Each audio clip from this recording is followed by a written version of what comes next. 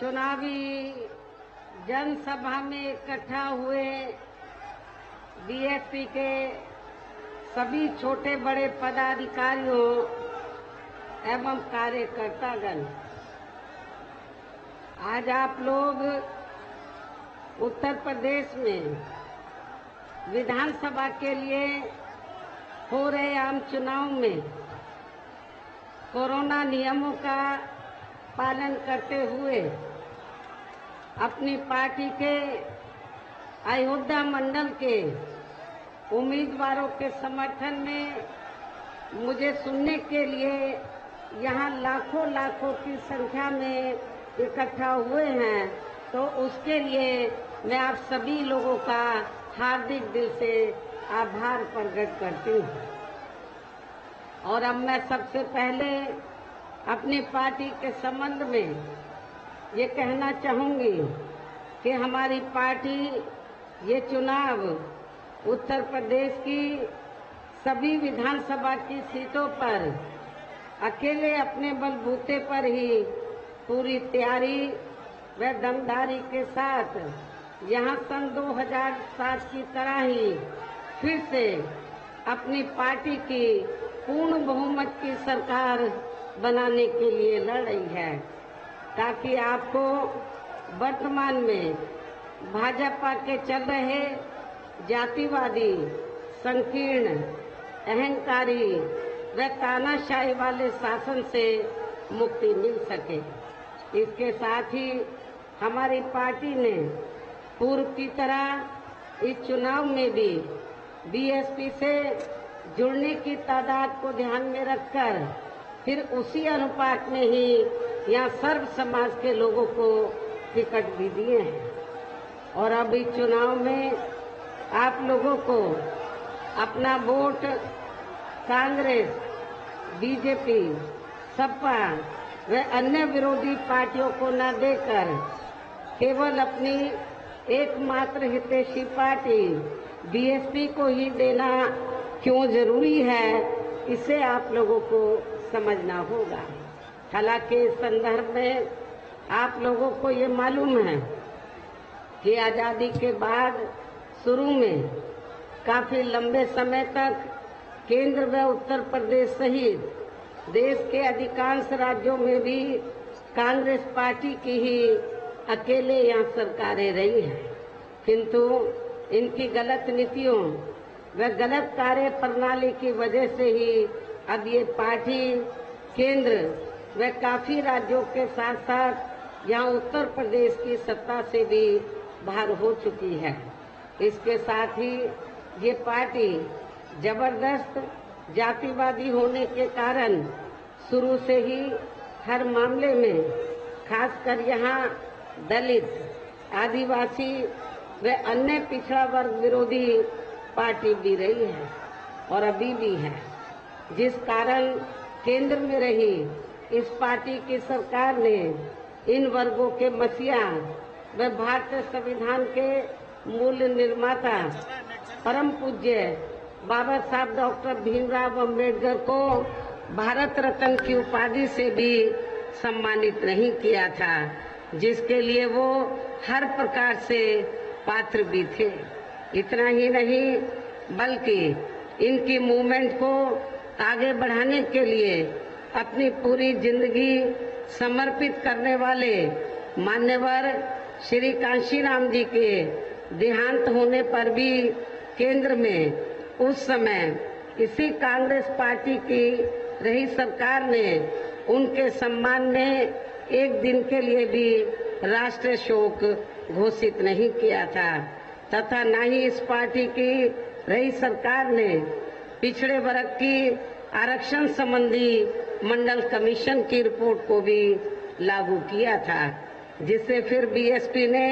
अपने कड़े संघर्ष व अथक प्रयासों से केंद्र में रही श्री बीपी सिंह की सरकार से ही लागू करवाया था। साथ ही इसी सरकार ने ही बाबा साहब डॉक्टर भीमराव अंबेडकर को भी भारत रत्न की उपाधि से सम्मानित किया गया था। लेकिन अब केंद्र व अधिकांश राज्यों की भी सत्ता से भार होने पर यही कांग्रेस पार्टी खासकर दलितों, आदिवासियों व अन्य पिछड़े वर्गों के वोटों की खातिर आए दिन किस्म किस्म की नाटकबाजी करती रहती है, जबकि इन वर्गों के व अन्य और मामलों में भी इस पार्टी की सच्चाई तो ये है कि कांग्रेस पार्टी जब सत्ता में आसीन होती है और इनके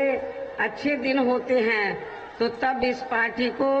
इन वर्गों का विकास व उत्थान आदि याद नहीं आता है तथा न ही इनको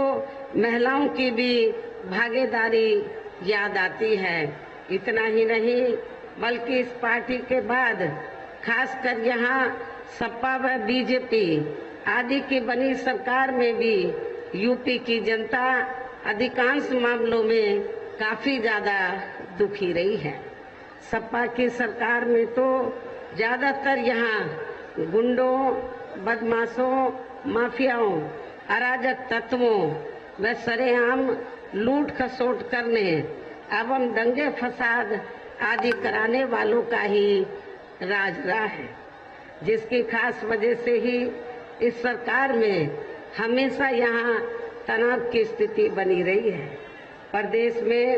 विकास के कार्य भी ज्यादातर यहाँ एक विशेष क्षेत्र व एक विशेष समुदाय के लोगों तक ही सीमित होकर रह गए हैं। खासकर दलितों एवं अति पिछड़े वर्गों के तथा इनके संतों, गुरुओं व महापुरुषों आदि के प्रति तो अधिकांश समय इनका जातिवादी रवैया ही देखने के लिए मिला है, जिसके अनेकों उदाहरण हैं। जैसे श्री अखिलेश यादव की सपा सरकार ने ही प्रदेश में SC व ST का सरकारी ठेकों में आरक्षण खत्म कर दिया था, जिसकी देश में पहली बार यहाँ व्यवस्था BSP की सरकार में ही की गई थी। संसद में सपा ने SC व ST का पदोन्नति में आरक्षण का बिल फाड़ दिया था तथा फिर उसे पास भी नहीं होने दिया था। साथ ही माननीय कोर्ट के निर्णय की आड़ में SC व ST के कर्मचारियों का गलत तरीके से डिमोशन भी कर दिया गया। सपा सरकार ने ही SC व ST के छात्रों का विदेश जाकर पढ़ाई करने की योजना को खत्म कर दिया। SC व ST के छात्रों का शून्य शुल्क पर प्रवेश समाप्त कर दिया गया। इसके साथ ही इन वर्गों के छात्रों के शुल्क प्रतिपूर्ति पर 60% की बाध्यता लगाकर उनकी छात्रवृत्ति